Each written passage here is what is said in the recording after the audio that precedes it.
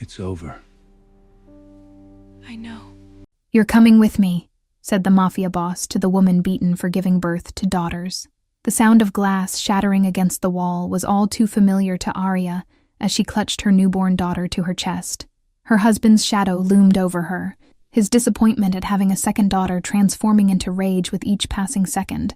"Worthless," he spat, yanking her by the hair until she cried out. "2 chances to give me a son and you fail both times."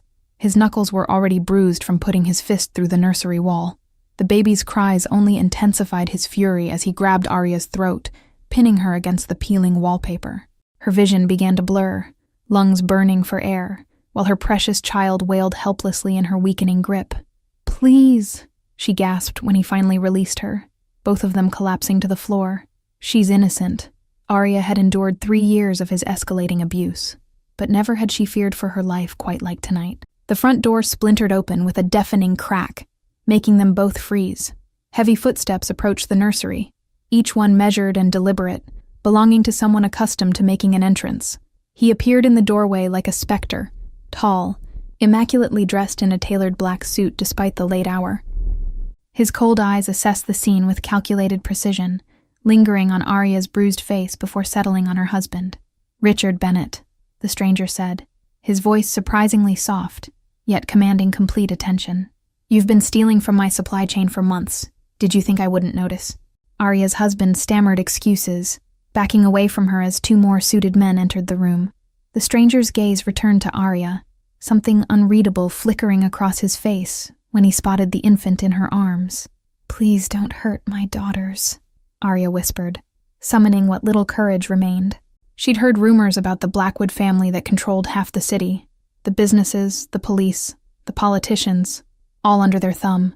The man approached slowly, crouching before her with unexpected grace. "What did he do to you?" he asked quietly, his finger lightly tracing the bruise forming on her cheekbone.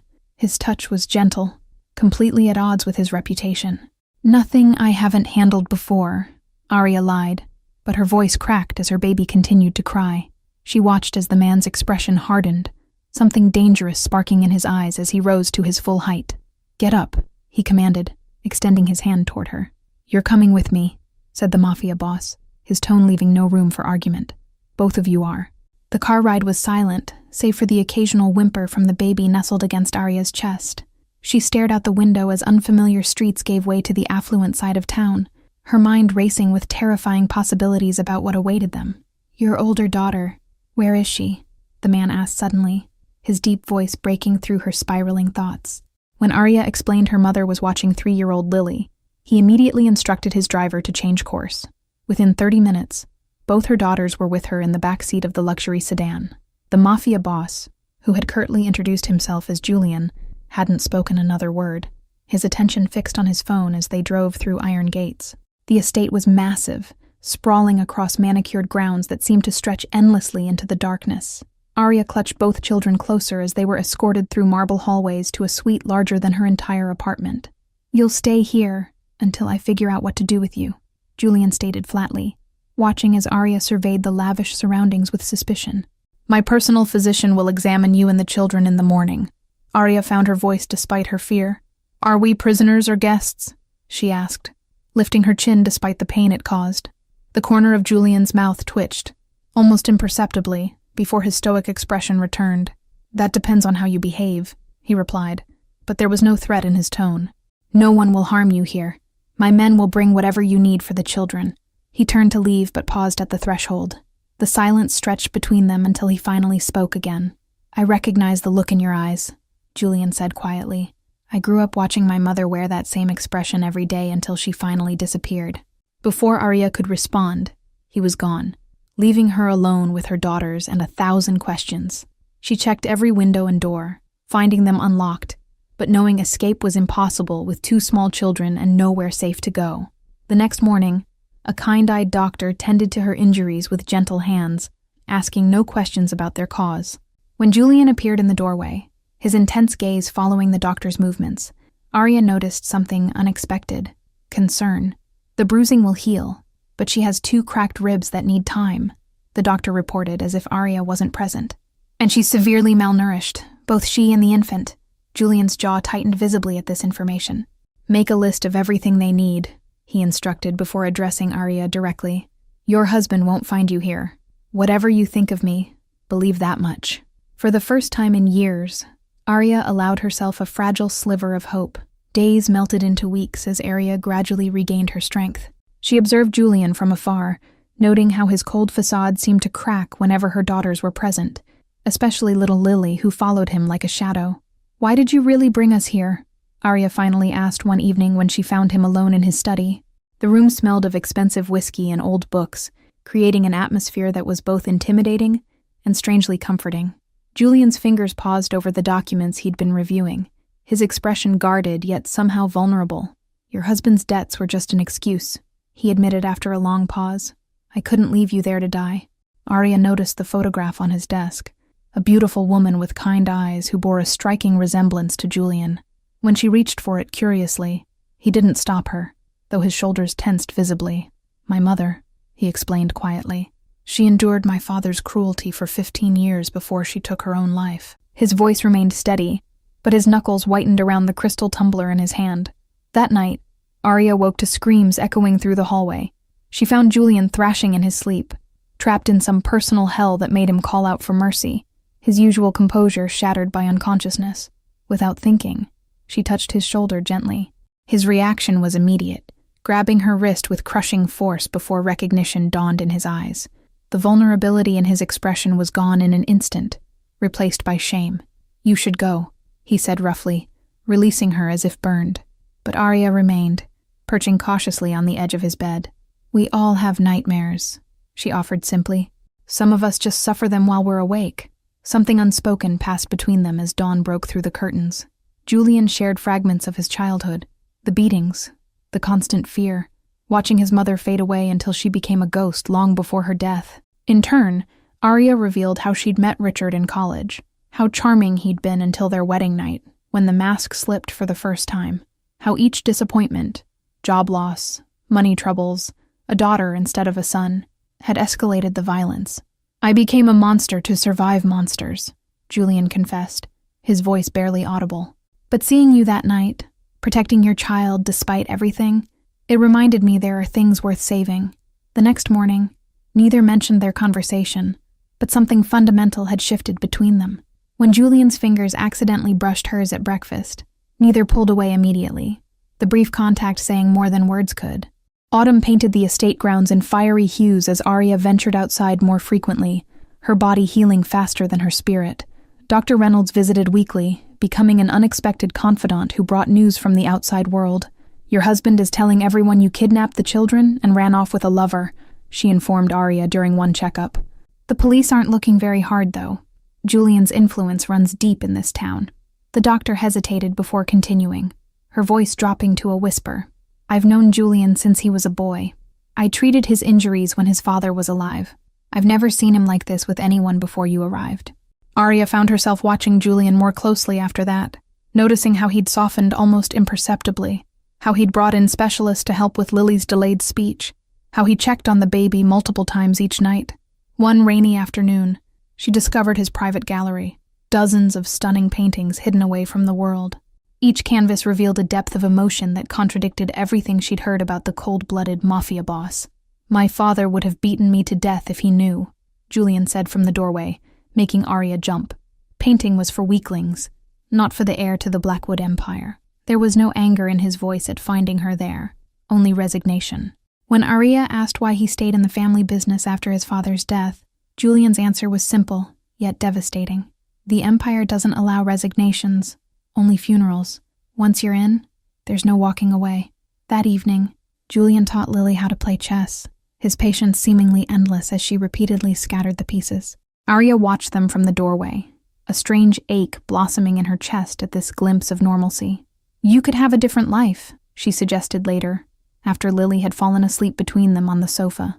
"All this power you've accumulated, surely you could use it to break free instead of just surviving." Julian's laugh held no humor. "I've built my entire identity on being feared. Without that, I'm nothing."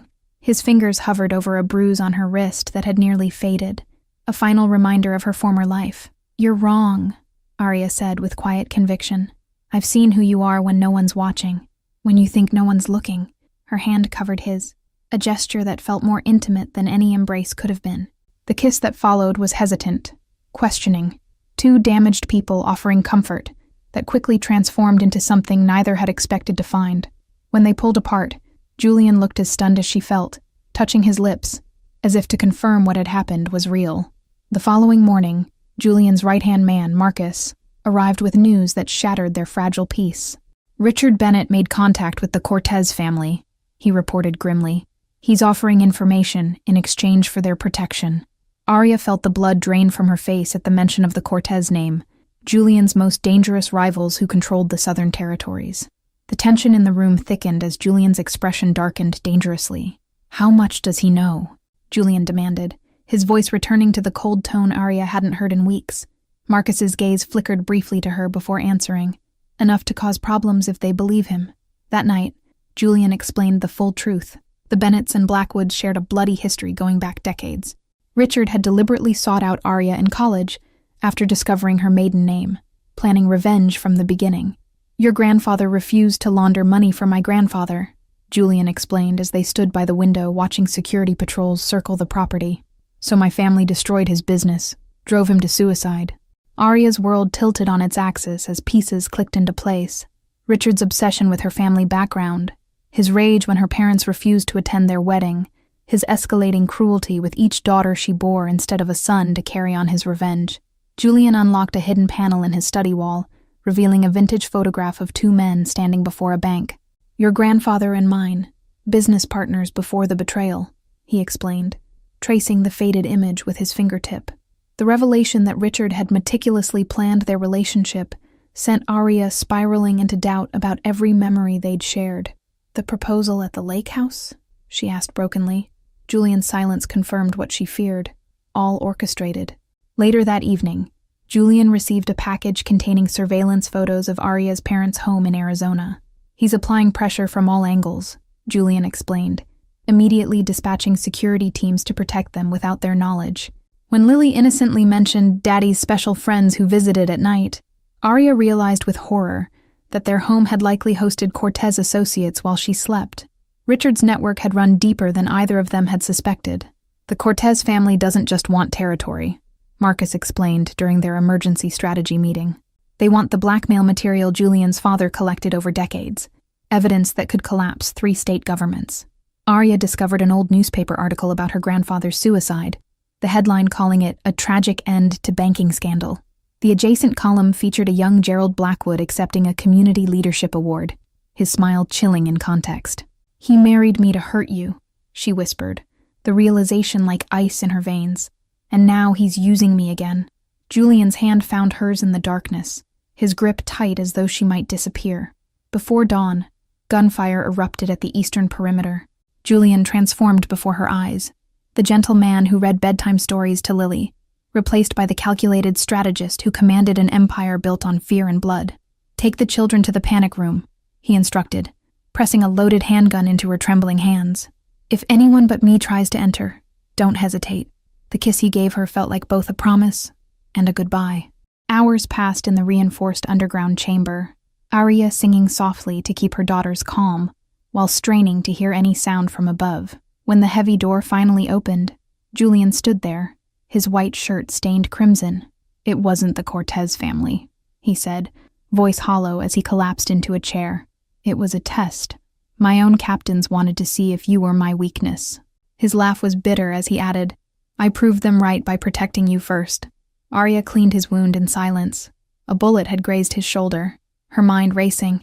We can't stay here, she finally said, meeting his gaze directly. Not you, not me, not my daughters.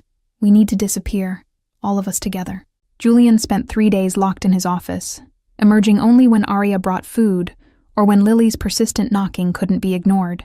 He was orchestrating something massive, speaking in hushed tones over encrypted calls while transferring millions through offshore accounts. We have one chance, he finally explained, spreading documents across the dining table after the children were asleep. I've been preparing an exit strategy for years without realizing it. Shell companies, clean identities, properties off the grid. What Julian proposed was unprecedented, not just leaving his position, but dismantling key parts of his organization from within. He would redirect legitimate businesses to trusted lieutenants, while anonymously exposing the illegal operations to federal authorities. "Marcus is the only one I trust completely," Julian said, running his hand through his disheveled hair. "He'll handle the transition while creating a convincing narrative about my death." The bags under his eyes revealed how little he'd slept. Arya studied the complex plans with growing admiration, recognizing the brilliance behind Julian's strategy. "You've thought of everything," she murmured, noting how he'd arranged for her daughters to have new birth certificates and complete medical records. "Almost everything," Julian amended, his expression softening momentarily. "There's still the matter of us. What happens after we disappear?" He reached for her hand across the table, the gesture more tentative than she expected. In preparation for their departure, Julian taught Arya how to handle firearms, a skill she'd never imagined needing. Her hands trembled the first time she held the pistol, but grew steadier with each practice session in the estate's soundproofed basement. "Your instinct will be to hesitate," Julian explained, standing behind her to adjust her stance. "That moment of doubt could cost your life or your children's." His breath warmed her neck as he guided her through proper breathing techniques. Later that evening, Julian revealed another layer of his exit strategy, a series of damaging files on political figures who had benefited from his family's illegal activities. "Insurance," he explained, securing the encrypted drive in a hidden wall safe. Arya found Lily in Julian's closet that night, surrounded by his ties which she'd arranged in rainbow order. "When we leave, can Julian be my new daddy?" the little girl asked innocently, unaware of how the simple question pierced Arya's heart. Before dawn, Julian received word that Richard had been spotted meeting with several of Julian's competitors. "He's offering them territory information in exchange for help finding you," Julian explained, his expression hardening with each new detail. They spent that afternoon destroying evidence of their planned escape, burning documents, wiping hard drives, and removing any trace of their destination from the estate. "Leave nothing to chance," Julian instructed as he methodically erased their digital footprint. The question hung between them, heavy with possibilities neither dared voice aloud. Instead of answering, Arya squeezed his hand and simply said, "We'll figure it out together," which seemed enough for now. 2 nights later, Dr. Reynolds arrived with disturbing news.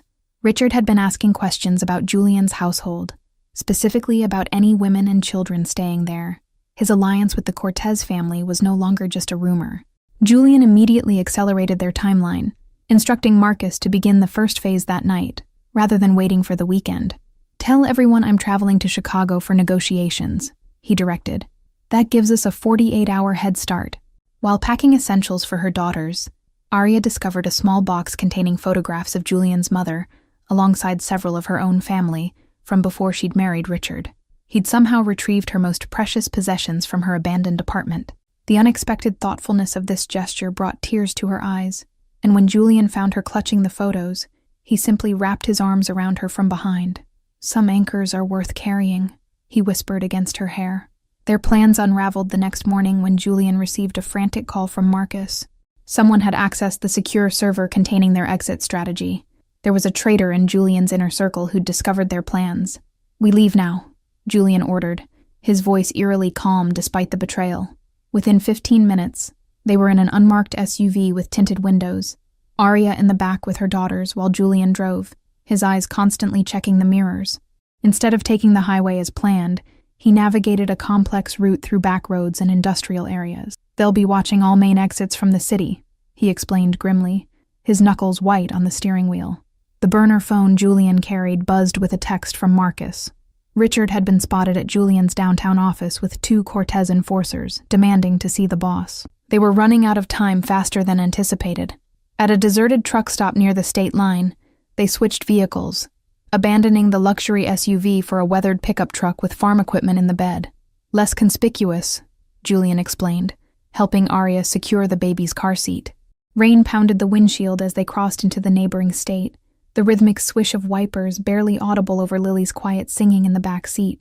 For a moment, they almost resembled a normal family on a long road trip. Julian broke the silence as they approached a small mountain town. "There's a cabin about 20 miles from here, off the grid. We can regroup there while Marcus implements our contingency plan." His expression remained vigilant, eyes constantly scanning for threats. A bridge closure forced them to detour through an unfamiliar town, where a police cruiser pulled behind them at a stoplight. Arya's heart hammered against her ribs as Julian casually adjusted his cap lower, maintaining the perfect speed limit when the light changed. "Daddy used to hurt Mommy when the police came," Lily suddenly whispered from the back seat, her small voice carrying a weight no child should bear.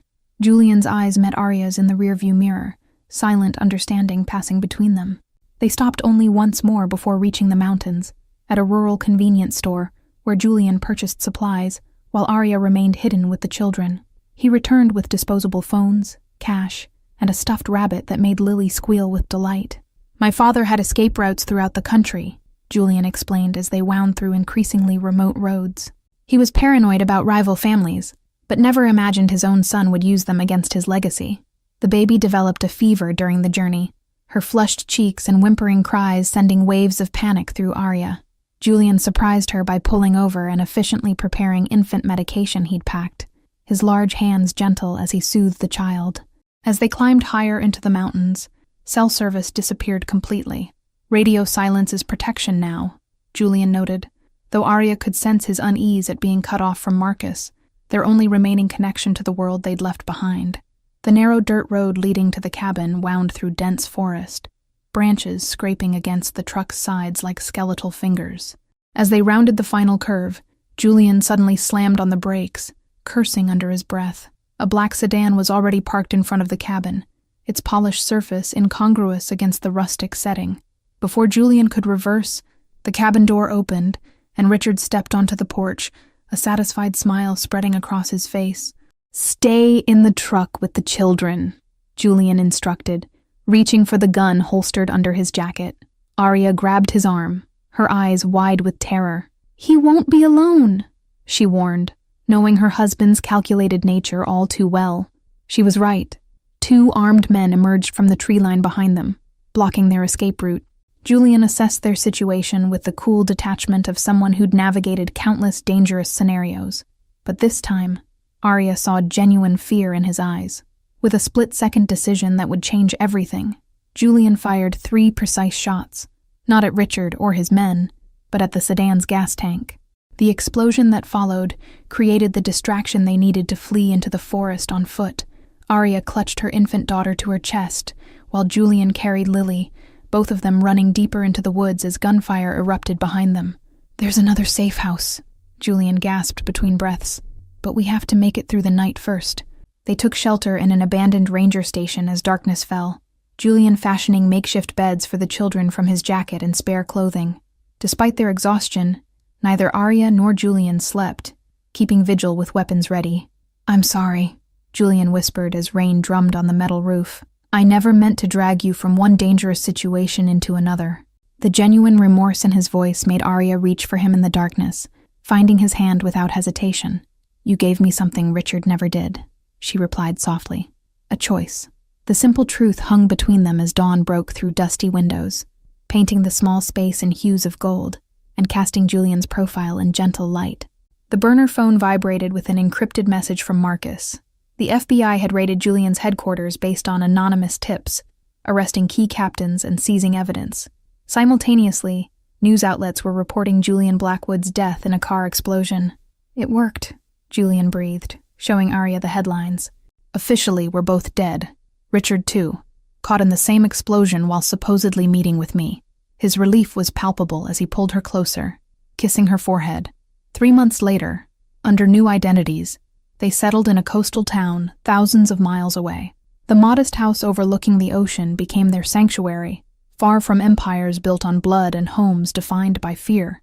Their first night in the new house, Arya found Julian on the deck staring at the ocean, a glass of whiskey untouched beside him.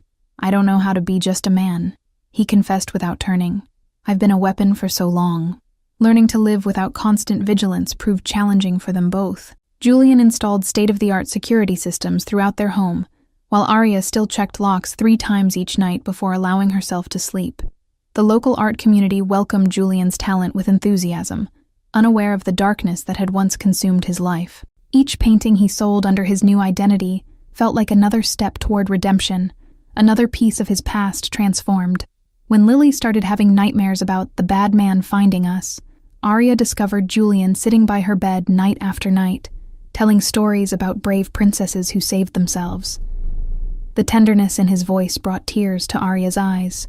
Their first Christmas in freedom found them building sandcastles instead of snowmen, the Florida sunshine a stark contrast to the northern winters they'd left behind. Watching Julian teach her daughters to build moats and towers, Arya felt happiness that still seemed forbidden. Dr. Reynolds visited twice yearly, officially on vacation, but really checking their well-being and bringing news from Marcus. During her third visit, she brought final confirmation. The Blackwood Empire had completely collapsed, its remaining assets seized by federal authorities. Julian used his considerable hidden funds to open a small art gallery, displaying his own works under a pseudonym, alongside pieces from local artists. The business thrived, providing legitimate income while allowing him to finally embrace his passion. Arya enrolled in online courses to finish the nursing degree she'd abandoned when marrying Richard. Between classes, she volunteered at a women's shelter, quietly using her experience to help others escape situations she understood all too well. Lily started kindergarten, blossoming in the absence of tension that had marked her early years. The baby, now a toddler, knew only love and security, too young to remember the circumstances that had brought their unlikely family together. Some nights, Arya still woke gasping from nightmares about Richard finding them.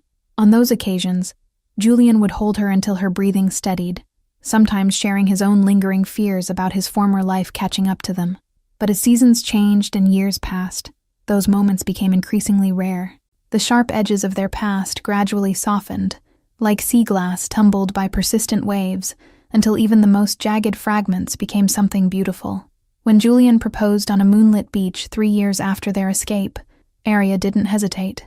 The simple gold band he offered held no grand diamonds or flashy symbols of the wealth he'd left behind, just an engraving that read, "Choice, not chance."